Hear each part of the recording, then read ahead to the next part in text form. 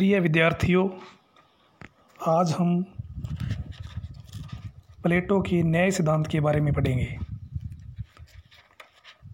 इस सिद्धांत को अन्य रूप में प्लेटो के इस कथन से भी दर्शाया जाता है कि राज्य व्यक्ति का वृहद रूप है।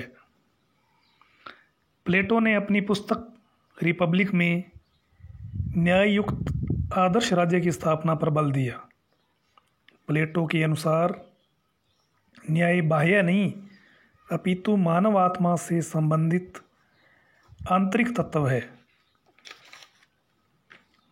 प्लेटो का मानना है कि मानव आत्मा के 3 तत्व हैं जो बुद्धि, शौर्य और तृष्णा हैं। जब ये तीनों तत्व उचित अनुपात में रहते हैं तब व्यक्ति न्यायपूर्ण होता है। प्लेटो का कहना है कि राज्य वृक्षों और बलूत चट्टानों से मिलकर नहीं बनता, बल्कि इसमें निवास करने वाले व्यक्तियों से ही बनता है। प्लेटो के शब्दों में मानव आत्मा के 3 तत्वों से ही राज्य के 3 वर्गों दार्शनिक शासक, सैनिक और उत्पादक वर्ग का निर्माण होता है। दार्शनिक शासक वर्ग में बुद्धि का तत्व अधिक होता है, इसलिए वह शासन का कार्य करता है। सैनिक वर्ग में शौर्य अधिक होता है और वह सीमाओं की रक्षा करता है। उत्पादक वर्ग में तृष्णा का तत्व होता है और वह व्यापार और कृषि का कार्य करता है।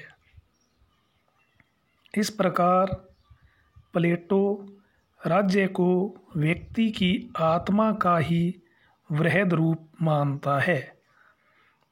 प्लेटो के शब्दों में जब ये तीनों वर्ग अपना अपना कार्य करते हैं और दूसरे के कार्यों में हस्तक्षेप नहीं करते हैं तो राज्य में न्याय की स्थापना होती है।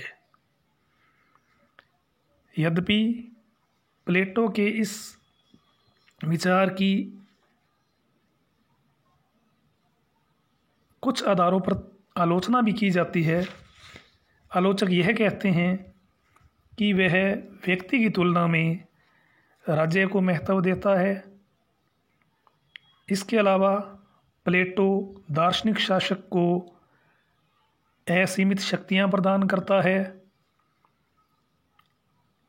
इस कथन या सिद्धांत की एक आलोचना यह भी की जाती है कि राज्य में अनेक वर्ग होते हैं, न कि केवल 3 वर्ग।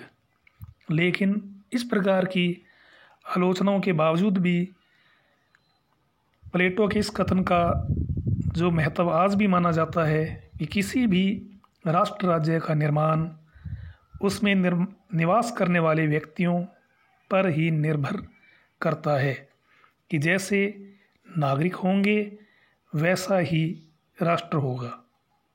अतः प्लेटो का यह कथन संदेश देता है कि नागरिकों के विकास पर विशेष बल दिया जाए।